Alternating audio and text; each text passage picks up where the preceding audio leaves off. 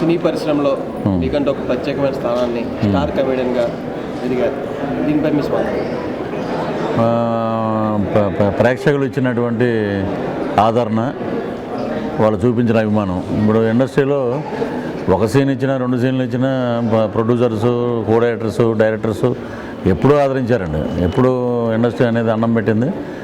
ఇప్పుడు కొంచెం అప్పట్లో మామూలు వెజ్ మీల్స్ తింటే ఇప్పుడు నాన్ వెజిటేరియన్ భోజనం పెట్టింది. ఇప్పుడు ఇండస్ట్రీని నేను ఎప్పుడు ఇండస్ట్రీని క్రిటిసైజ్ చేయలేదు. ఎప్పుడు ఇండస్ట్రీ నాకు పట్ల మంచి ఆదరణతోటే ఉంది.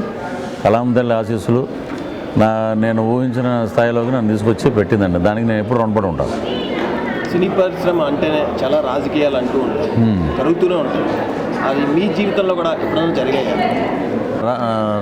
రాజకీయాలంటే ప్రతి ఫీల్డ్లోనే ఉన్నాయండి రాజకీయాలు. నాట్ ఓన్లీ మా సినిమా ఫీల్డ్ అని కాదు. ఇక్కడ రాజకీయం ఎలా ఉంటుందంటే, ఒక 2002 ఎండింగ్ ఖడ్గం 30 years ఇండస్ట్రీ. ఆ 2002 ఎండింగ్ నుంచి మళ్ళీ ఒక బ్రేక్ రావడానికి 2014. అంటే ఇట్ ఈజ్ 12 years జర్నీ. అలాగే ఇది అయాచితంగా వచ్చింది కాదండి. ఇది కష్టపడి ప్రతి ప్రొడ్యూసరు ఇచ్చిన అవకాశం, ప్రతి కో డైరెక్టరు, ప్రతి రైటరు మన మీద పెట్టుకున్న నమ్మకంతో మనకి ఇచ్చినటువంటి అవకాశం అలాగే వచ్చింది తప్పితే ఇది అయాచితంగా వచ్చింది కాదు. ఓవర్ నైట్ నాకు వచ్చిన స్టార్డమ్ కాదు ఇది. సో రాజకీయాలు ఇక్కడ ఎక్కువ మా దాంట్లో. ఒకడు బాగున్నాడంటే నేను ఫీల్ అయ్యేది ఏంటంటే, ఒకడు బాగున్నాడు, ఒక ఆర్టిస్ట్ పైకి వచ్చాడంటే వాళ్ళ స్టాఫ్ బాగుపడతారు, కుటుంబం బాగుపడుతుంది, వాళ్ళు నమ్ముకున్న వాళ్ళు బాగుపడతారు. ఇవి పరిగణలో తీసుకోవాలండి. ఇది చాలా వరకు ఏంటంటే ఇది శాశ్వతం అనుకుంటారు. ఇది శాశ్వతం కాదు. This seat is not permanent. So కొత్తదనం వచ్చినప్పుడు కొత్తదనాన్ని మనం ఎంకరేజ్ చేయాలి, కొత్త వాళ్ళు వచ్చినప్పుడు ఎంకరేజ్ చేయాలి. సో మనమే ఇక్కడ కూర్చుంటామంటే అది కరెక్ట్ కాదంటారండి. మా గోదావరి జిల్లాల్లో ప్రతి వర్షాకాలం కొత్త నీరు వస్తుంది. కొత్త నీరు వచ్చినప్పుడు పులసలు వస్తుంటుంది దాంట్లో, చేపలు. పులస అంటే ఏంటంటే ఈస్ట్ వెస్ట్లో పుస్తులమ్మైనా పులస తినాలంటారు సామెత. అది అంత కాస్ట్లీ ఫిష్. సో అలా పులసలాంటి వాళ్ళు వచ్చాయి నటులందరూ. ఆ టైం ఉన్నంత వరకు ఉంటారు. ఆ టైం పోయాక మనం హుందాగా ప్రవర్తించి కొత్త వాళ్ళని ఎంకరేజ్ చేస్తే వీడు చనిపోయే వరకు వీడు యాక్ట్ చేస్తూనే ఉంటాడు. అది నేనైతే బాగా నమ్మేది ఆ సిద్ధాంతం అండి. ఎందుకంటే నన్ను ట్రైనప్ చేసిన మా ప్రభాకర్ రెడ్డి గారు కానీ, రావుగోపాలరావు గారు కానీ, ఈర్ష అసూయలకు దూరంగా ఉంటే అయ్యా ఎప్పుడూ అవకాశాలు ఉంటాయని కూడా. చాలా మందికి పృథ్వీ గారి కన్నా 30 years ఇండస్ట్రీయే బాగా తెలుసు. చిన్నోళ్ళ దగ్గర నుంచి పెద్దల వరకు 30 years ఇండస్ట్రీ అంటే గుర్తుపడతారు పృథ్వీ గారి కన్నా. అసలు పేరు ఎలా వచ్చింది? 30 years ఇండస్ట్రీ అది మధ్యాహ్నం 2 గంటలకి రామకృష్ణ సినీ స్టూడియోస్లో షూటింగ్ అండి. అది ఖడ్గంకి ఒకే సీన్. అది సెట్లో ఆ సీన్ని ఎలా రాయాలి అని చెప్పి డైరెక్టర్ గారు కృష్ణవంశీ గారు బాగా ఎగ్జైట్ అయిపోయి ఫస్ట్ వేరే డ్రెస్ వేసి వైట్ అండ్ వైట్ వేసి, ఇలా కాదు హిస్టారికల్ గెటప్ వేయాలి అని ఒక రాజు గెటప్ వేసి, ఆల్మోస్ట్ నన్నైతే గుర్తుపట్టడం చాలా కష్టం. రాజు గెటప్, టర్బన్ ఇవన్నీ ఉంటాయి. సో ఆ క్యారెక్టర్కి ఏం చేయాలో ఫస్ట్ డైలాగ్ ఏంటంటే మీరు నమ్మరు. ఫస్ట్ డైలాగ్ వచ్చినప్పుడు ఓరియం లేచుడా ద్రోహంతో మమ్మల్ని వంచే దౌర్జన్యంతో మా సంస్కృతి కింద అంతే అలాగని కట్ చేసి, ఏ డైలాగ్ చెప్పినా నువ్వు అక్కడికి అలా కట్ చేస్తూ ఉండు అన్నాడు. తర్వాత ఇట్లా ఏం పన్ను కనపట్లేదు, ఏం చేయాలని ఆలోచించి ఒరే ఒకసారి 30 years అని చూడు అన్నాడు ఆయన. ఏంటి పట్టుకోవడం అంటే బిస్కెటం కాదమ్మా, 30 years ఇక్కడ యాక్టింగ్ ఇక్కడ అనేది ఆయన చెప్పించిన విధానం, ఆ రెండరింగు, ఆ సౌండ్, అది ఆడియన్స్కి నచ్చింది. వాళ్ళు ఆశీర్వాదించారు అంతే. అది నాకు ఒక ATM కార్డు. ఆ డేస్లో ఫైనాన్షియల్గా స్ట్రగుల్స్లో ఉన్నప్పుడు ఆ కార్డు స్టిల్ ఇప్పటికీ అదే ఉంది. ఎన్ని సినిమాలు చేసినా ఒక సినిమాలో బత్తాయి Babji, dialling star Bablu, variation star Veerababu, కేక, ఇలా రకరకాల మేనేజర్లు ఎన్ని వచ్చినా కూడా ఏమంటే మీరు 30 years కదా అంటారు. మీకు ఒకటి ఏంటంటే, నేను జూబ్లీహిల్స్లో ఉంటే ఏమంటే పృథ్వీరాజ్ అని ఇక్కడ ఒక యాక్టర్ ఉంటారండి అని అంటే, పృథ్వీరాజ్ ఎవరో మాకు తెలియదన్న అంటే గబక్కన 30 years అంటే సార్ ఇక్కడ ఉంటారు సార్ అంటారు. అంటే ఒక సాక్షి రంగారావు, ఒక శుభలేఖ సుధాకర్, ఒక 30 years ఇండస్ట్రీ, అది క్రెడిట్గా ఫీల్ అవుతారు. బుల్లితెర నుంచి వెండితెరకు వచ్చారు. బుల్లితెరకి వెండితెరకు ఉన్న తేడా ఏంటి సార్? రెండూ ఒకటే నాకు తెలిసి. ఇప్పుడు ఇక్కడ ఫెసిలిటీ ఏంటంటే ఒక పెద్ద మార్కెట్లోకి వెళ్తాం. బుల్లితెర నుంచి వచ్చిన వాళ్ళందరూ పెద్ద పెద్ద స్టార్స్ అయ్యారు. షారుఖ్ ఖాన్ కూడా టీవీ సీరియల్ నుంచి వచ్చిన అతను. టీవీ అనేది ఏంటంటే మనం ఏం చేయాలి, ఇనిషియల్ డేస్లో మనం ఎలా బిహేవ్ చేస్తున్నాం, మనం చేసింది ఏంటనేది ఇమ్మీడియట్ చూడొచ్చు అక్కడ. మన క్యారెక్టర్ ఏ రోజు ఆ రోజు టెలికాస్ట్ అవుతుంటుంది. ఆడియన్స్లో మనకి చూసే వ్యూవర్స్లో వీడు కరెక్ట్గా చేశాడా లేదనేది తెలిసిపోద్ది అక్కడ. సో ఇనిషియల్లో టీవీ సీరియల్స్లో మనం స్టేజ్ మీద అయితే మనం ఇంతవరకు యాక్ట్ చేయలేదు. అది కూడా స్టేజ్ నాటకంలో ఫస్ట్ నేను బాలకృష్ణ గారితో మన లేపాక్షి ఉత్సవాలప్పుడు శ్రీకృష్ణదేవరాయలు పక్కన మేమందరం యాక్ట్ చేసాం. పరచూరు గోపాలకృష్ణ గారు, జయప్రకాష్ రెడ్డి గారు, మేమందరం. అదే ఫస్ట్ స్టేజ్ పెర్ఫార్మెన్స్ అది. సో ఇప్పుడు స్టేజ్ పెర్ఫార్మెన్స్ చాలామంది చేయలేరు కాబట్టి గుడ్ లుకింగ్ ఇవన్నీ ఉంటే యూ బెటర్ ముందు టీవీ సీరియల్ ఎంచుకోండి.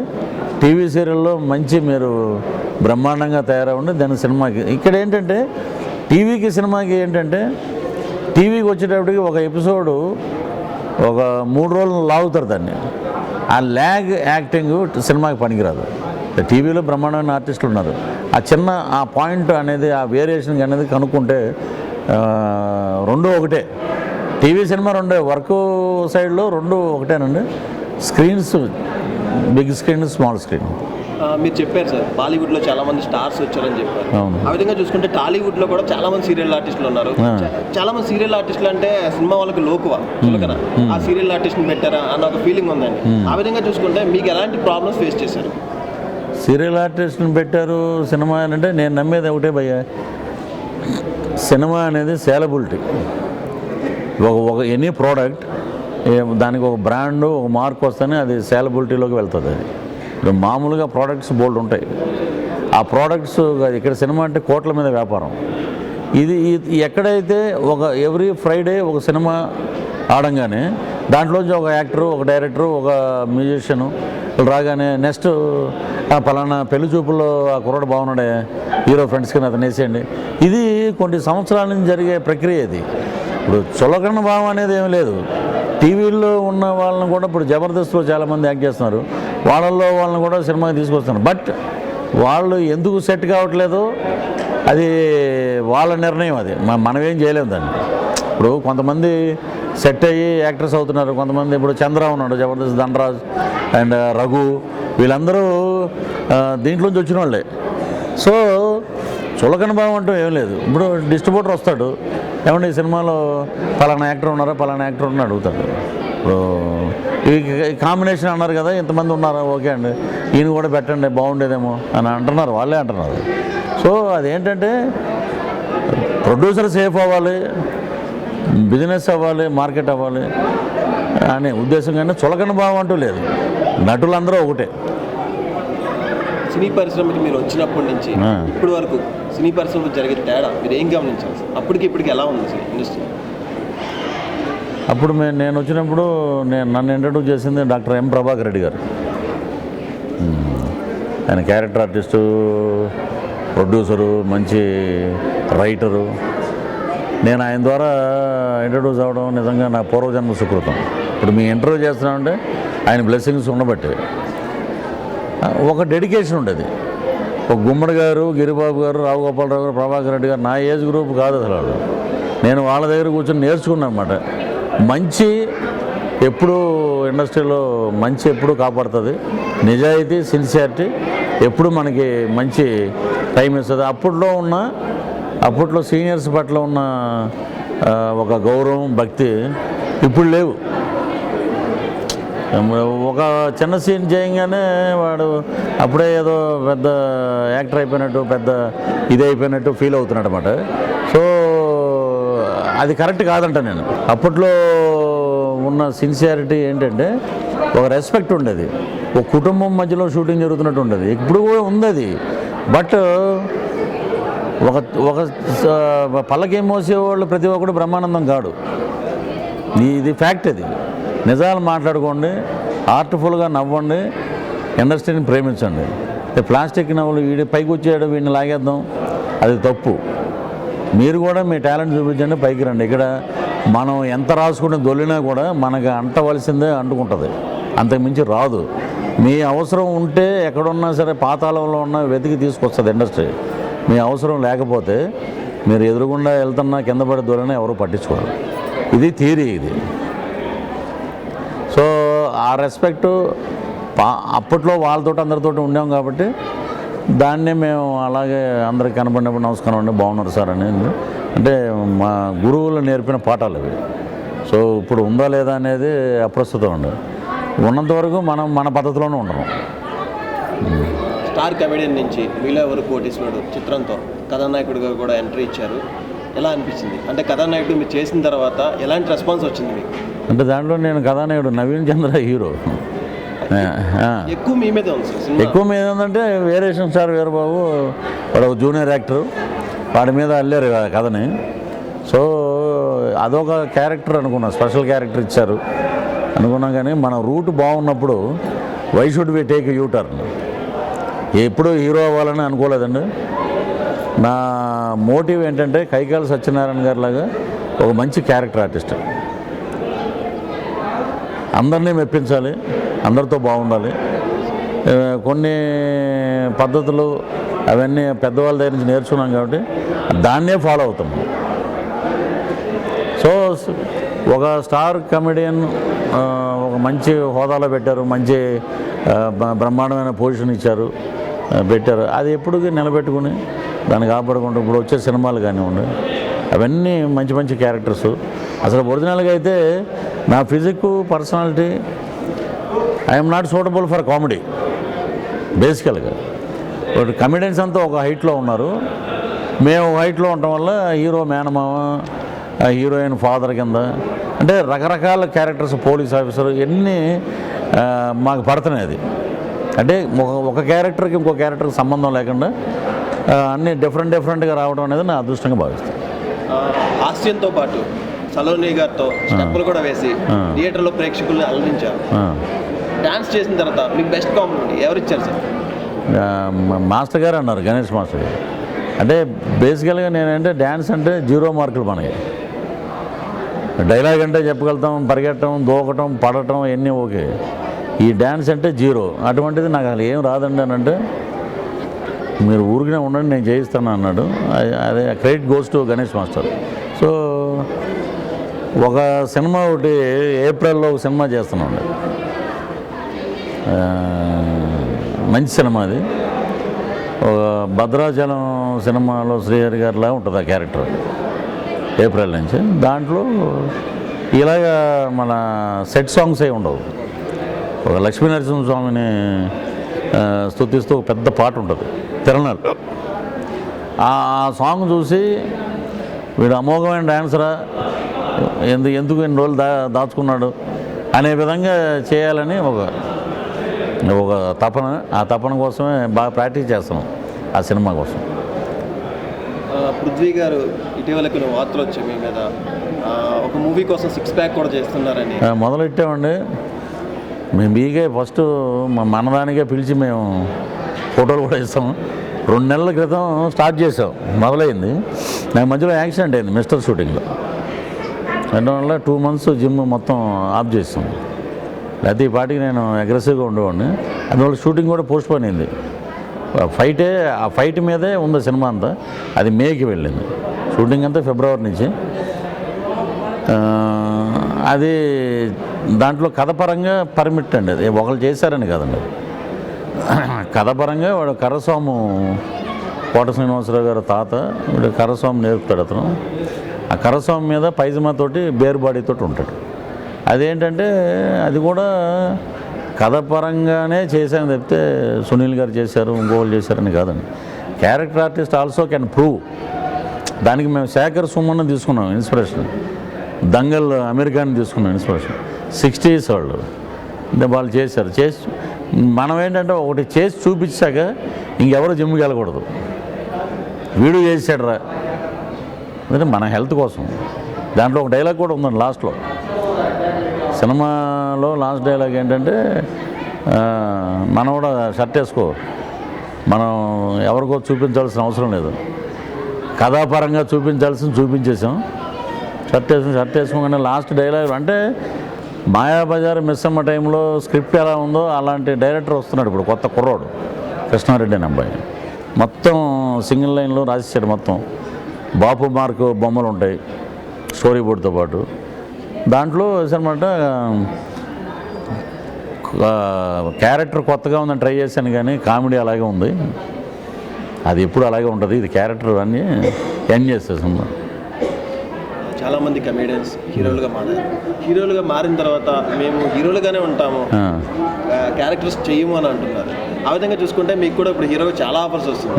హీరోగానే ఉంటారా, కమేడియన్గా కూడా చేయడానికి ఇష్టపడతారు? ఇప్పుడు నేను ముందే చెప్పానండి, కైకాల సత్యనారాయణ గారు సిపాయి చెన్నై అనుకుంటా ఒక సినిమా చేశారు హీరోగా వచ్చే ముందు. అది చాలండి ఒక సినిమా. ఇది క్యారెక్టర్ కొత్తగా ఉన్నప్పుడు ఒకటి చేయటం. ఇది కథకి హీరో క్యారెక్టర్. మనం అన్ని క్యారెక్టర్లు చేస్తారండి. నేను ఇప్పుడు క్యారెక్టర్ ఆర్టిస్ట్గా ఎలివేట్ అవ్వాలనేది నా మోటివ్. అందుకని వచ్చిన ఆఫర్స్ అన్నీ నేను చేస్తాను. ఇప్పుడు స్మాల్ మూవీ, బిగ్ మూవీ అని అన్నీ చేస్తాను. కొన్ని సినిమాల్లో బాలయ్య బాబు గారిని ఇమిటేట్ చేశారు. బాలయ్య బాబు గారు అభిమానుల దగ్గర నుంచి మీకు ఎలాంటి బెదిరింపులు వస్తాయి? కొన్ని సినిమాలు అంటే లౌక్యంలో నడిచాం.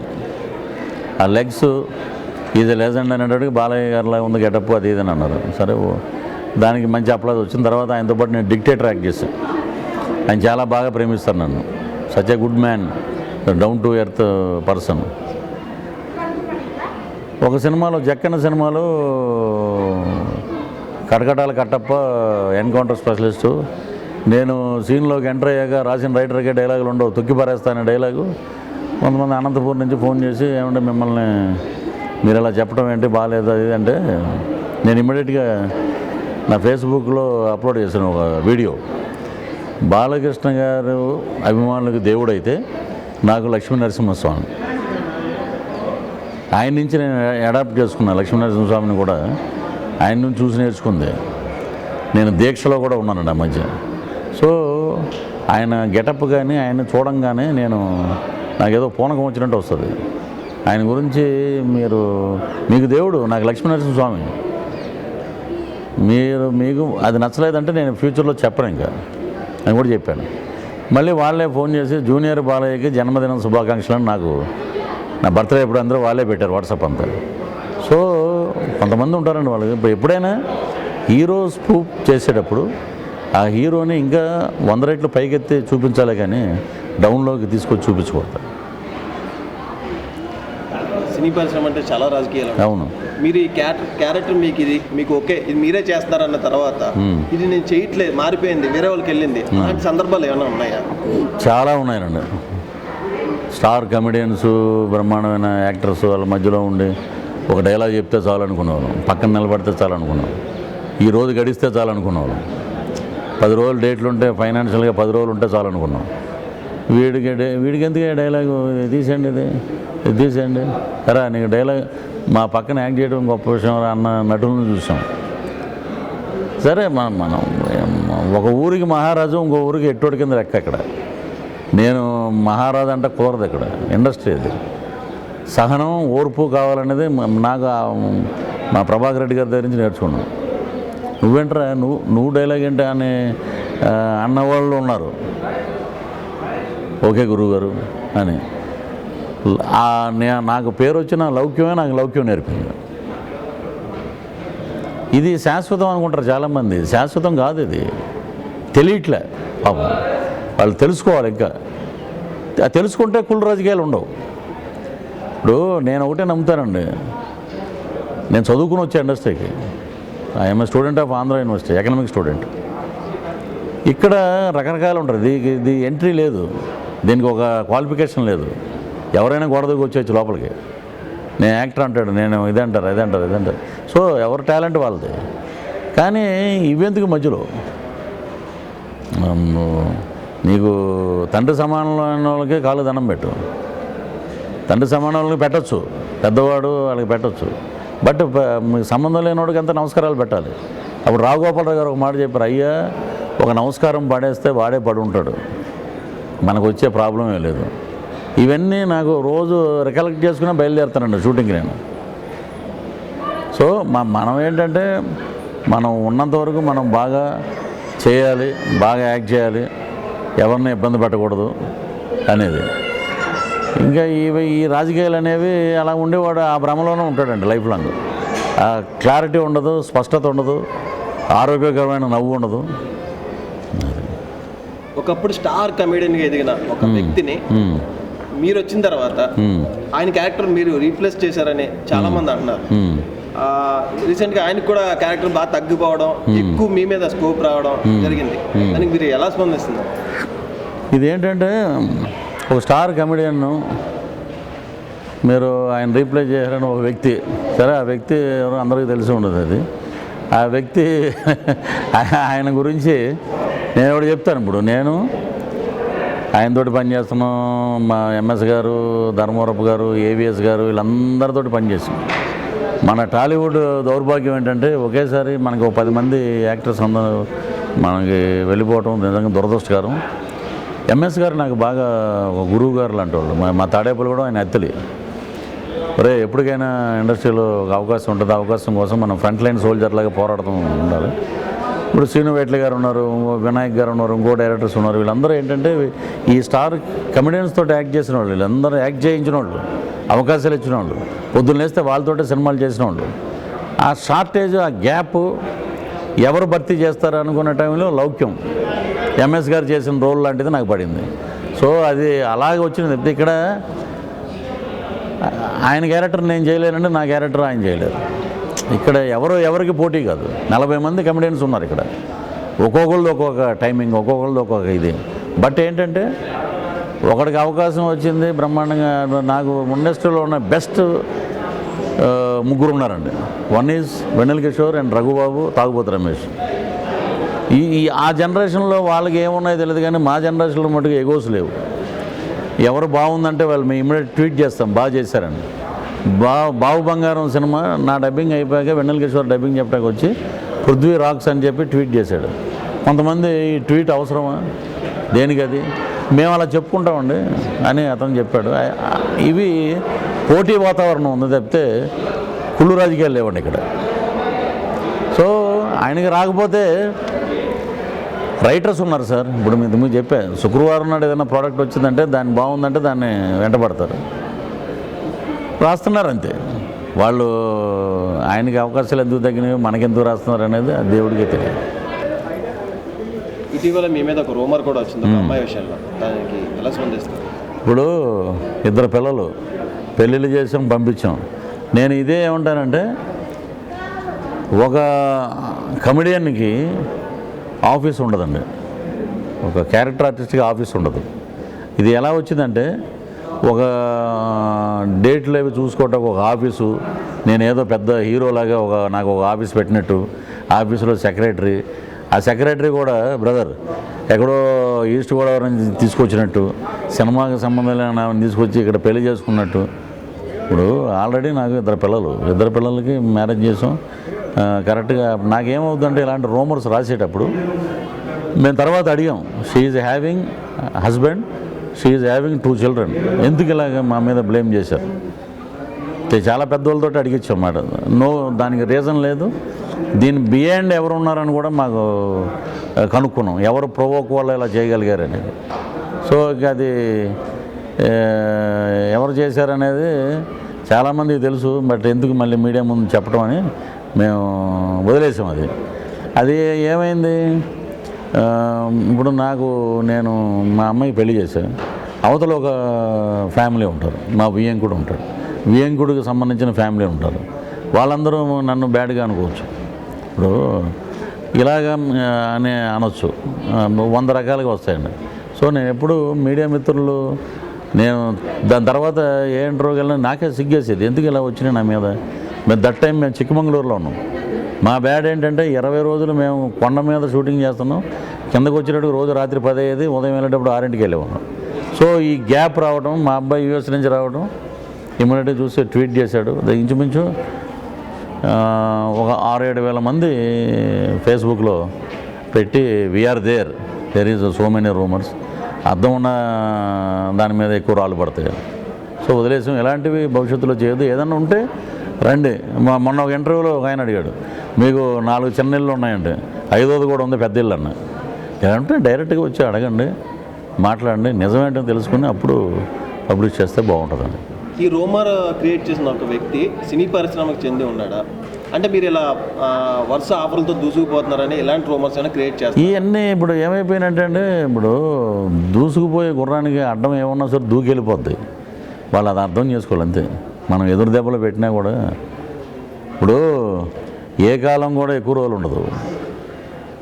ఎండాకాలం 3 నెలలు, తర్వాత వచ్చేది శీతాకాలం అంతే, తర్వాత వర్షాకాలం. అలాగా అవన్నీ వాళ్ళ నిర్ణయానికి వదిలేసాం. నేనైతే ఎవరు ఇళ్ళకే వెళ్ళనండి, ఏ కమెడియన్ ఇళ్ళకి వెళ్ళను. ఇక్కడ ఏంటంటే శాశ్వత శత్రువులు ఉండరు, శాశ్వత మిత్రులు ఉండరు. మన పని ఉంటే మాట్లాడతారు, లేదు ఎవరో ఒకళ్ళు ఉంటారు హార్ట్ఫుల్గా మాట్లాడేవాళ్ళు, వాళ్ళతోటి మాట్లాడతాం. మిగతా అంతా క్రికెట్ స్కోర్ లాగా, మ్యాచ్లో స్కోర్ ఎంత 100/6 అండి, ఓకే వెళ్ళిపోతాం. ట్రైన్ జర్నీ, కూర్చుంటాం, ప్లాట్ఫామ్ వస్తే దిగి వెళ్ళిపోతాం. బట్ తెలుసుకోవాల్సిన సంస్కారం అవన్నీ నేను పెద్దవాళ్ళ దగ్గర నేర్చుకున్నాను కాబట్టి, నా చదువు ఉంది వెనకాల కాబట్టి అవన్నీ నేను క్వశ్చన్ చేసుకుని బయలుదేరుతానండి ఇంట్లోంచి. మీరు చేస్తున్న ప్రాజెక్ట్స్ ఇప్పుడు కాటమరాయుడు ఒకటి జరుగుతుందండి, మంచి వేషం. విన్నర్ సాయి ధరమ్ తేజ్, అదే దాంట్లో మంచి క్యారెక్టర్. మిస్టర్ వరుణ్ తేజ్, అది మంచి వేషం. నమో వెంకటేష్, రాఘవేంద్ర గారు నా లైఫ్ యాంబిషన్ జరిగింది ఆయనతో, ఆయన డైరెక్షన్లో యాక్ట్ చేయటం. అది నెక్స్ట్ ద్వారకా అని ఒక సినిమా, శరభా అని మన శంకర్ గారు, తమిళ శంకర్ గారు కో డైరెక్టర్, నరసింహారావు అని ఆయన డైరెక్షను. కొత్తగా ఈ ఇయర్లో స్టార్ట్ అయినాయి. నిన్న నాగ చైతన్య సినిమా, మన కళ్యాణ్ కృష్ణ డైరెక్టరు, అలాగే నాని గారిది, ఎన్ శంకర్ గారిది, అలాగే అన్నీ ఒక క్యారెక్టర్ ఆర్టిస్ట్గా. ఇక మీదట మీరు స్పూఫ్ అనేది చూడరు. ఈ ఇయర్లో ఆ స్పూఫ్ రావటానికి కూడా లేవు. అంటే సబ్జెక్టులు అన్నీ అలా ఉన్నాయి, పెర్ఫార్మెన్స్ బేస్ క్యారెక్టర్స్ అన్నీ. ఇప్పటి వరకు మీరు అందరితో ఆల్మోస్ట్ వర్క్ చేశారు సార్, మళ్ళీ వీళ్ళతో వర్క్ చేయాలి అనే ఆర్టిస్టులు కానీ హీరోలు కానీ ఉన్నారు? హీరోలు అంటే ఇప్పుడు అందరితోటి, ఇప్పుడు నాకు జనరేషన్ అందరితో చేసి ఉండదు. నిఖిల్ నుంచి రాజ్ తరుణ్ వరకు, పెద్ద హీరోల దగ్గర నుంచి రాజ్ తరుణ్ వరకు. సో మళ్ళీ అవకాశం వచ్చి యాక్ట్ చేయాలంటే వెంకటేష్ బాబుతో చేస్తాను. Such a good human being. ఆయనతో చేస్తే నిజంగా అసలు ఇంట్లో ఉన్నట్టే ఉంటుంది, షూటింగ్ వెళ్ళినట్టు ఉండదు. ఒక వ్యక్తి 1 సంవత్సరం, 2 సంవత్సరాలు, 3 సంవత్సరాలు, 4 సంవత్సరాలు బంగారం లాంటి మనిషి అనవచ్చు. 30 ఏళ్ళు బంగారం అనే మనిషి వెంకటేష్ బాబు. పవన్ కళ్యాణ్ గారితో వర్క్ చేయడం ఎలా ఉంది? ఇంకా ఈ పవన్ కళ్యాణ్ గారు అంటే అసలు చాలా హార్ట్ఫుల్. ఆయన అసలు మనం చూస్తే జనసేన అధ్యక్షుడు, లక్షల జనం బయట ఆయన మీటింగ్లకు వెళ్ళినప్పుడు ఈయన ఎంత సరదాగా ఉంటారా మనతోటి. ఆయనతోటి నేను ఫస్ట్ గబ్బర్ సింగ్ చేశానండి, నెక్స్ట్ అత్తారెడ్డి దారేది, ఇది 3వ సినిమా. సో ఆయన చాలా such a good human being, చాలా చక్కగా మాట్లాడతారు. చాలా ఆయనతోటి పనిచేయడం నిజంగా ఒక అదృష్టం. ఇంకేమన్నా మీరు మెగాస్టార్ చిరంజీవి గారి సినిమాలో మీకు అవకాశం రావడం, అవకాశం వచ్చిన తర్వాత ఇటీవల కొన్ని వార్తలు కూడా వచ్చాయండి, సెన్సార్లో మీ సన్నివేశాలు తొలగించారు అనే వార్తలు కూడా బాగా రూమర్స్ వచ్చాయి. దానిపై మీ అభిప్రాయం? అదే అంతా కలిపితే 2 గంటల షూటింగ్ అండి అది. అవి ఎలా వచ్చినట్టు వెబ్సైట్లో కొన్ని సీన్స్ తొలగించారు. మీకు డైరెక్టర్ గారు క్యారెక్టర్ చెప్పినప్పుడు ఎలా చెప్పారు, ఒక ఫ్రేమ్లో ఉంటే చాలనుకుని కోరుకున్నాం ఆయనతోటి. ఎందుకంటే ఇన్స్పిరేషను, హార్డ్ వర్క్కి, సిన్సియారిటీకి మారిపోయారు.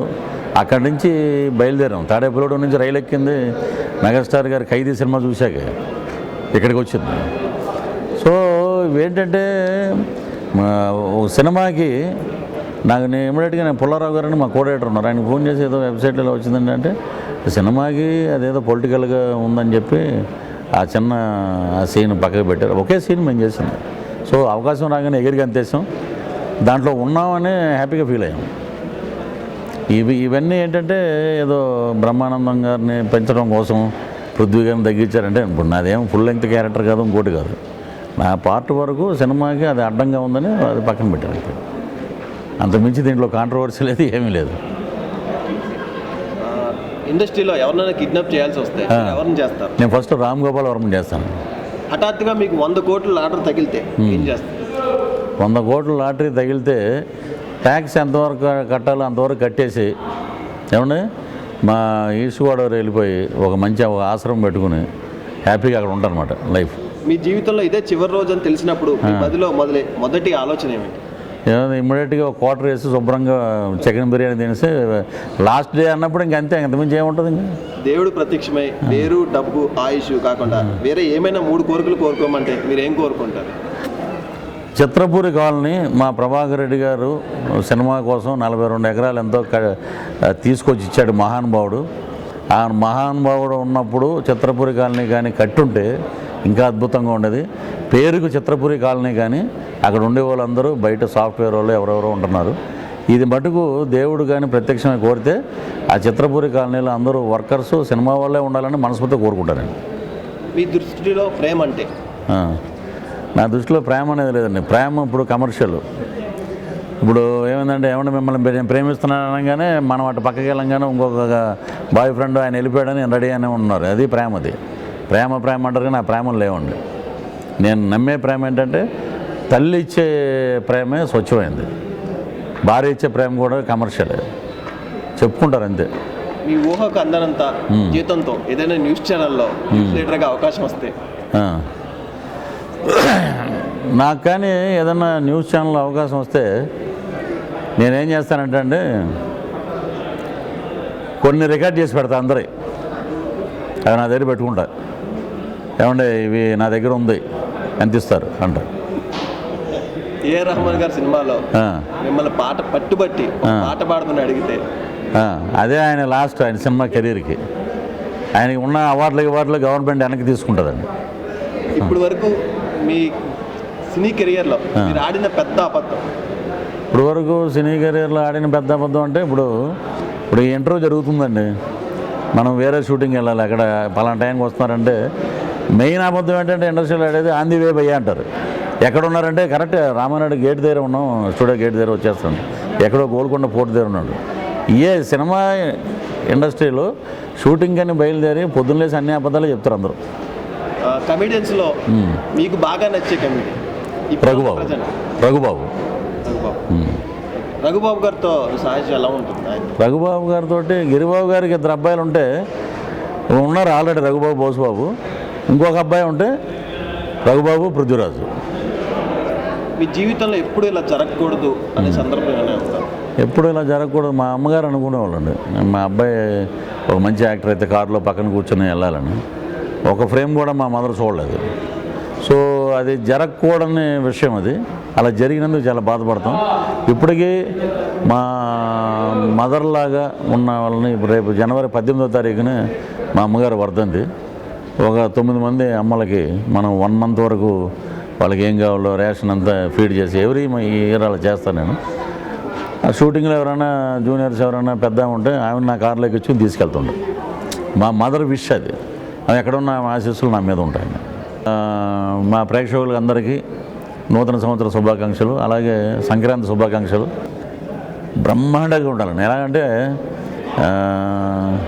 వేరియేషన్ స్టార్ వీరబాబు అనే డైలాగ్ చెప్తే ఎలా తప్పట్లు కొట్టారో అలాగా మీ జీవితాలు కూడా ప్రతిరోజు ఒక నూతన సంక్రాంతి కావాలని మా సినిమాలు మీకు ఆనందపరచడానికే నేను ఉన్నా అన్నమాట.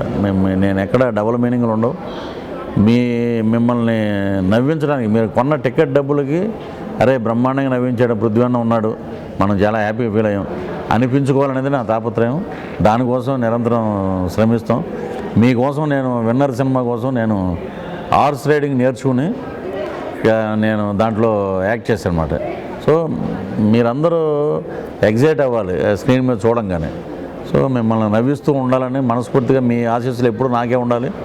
ఇలాగే మనం బ్రహ్మాండమైన సినిమాలు చేయాలని మీరు ఆశీర్వదించండి. మీ బాధ్యత నేను నెరవేరుస్తాను. So once again wishing you happy new year and Sankranti. Thank you for real news. మీకు ఎప్పటికప్పుడు అప్డేట్లు రియల్గా కావాలి మనకి, ఏదో పుకార్లు అవి కాదు. రియల్ న్యూస్ కావాలంటే please subscribe TFPC. Thank you. Thank Thank you you. Thank you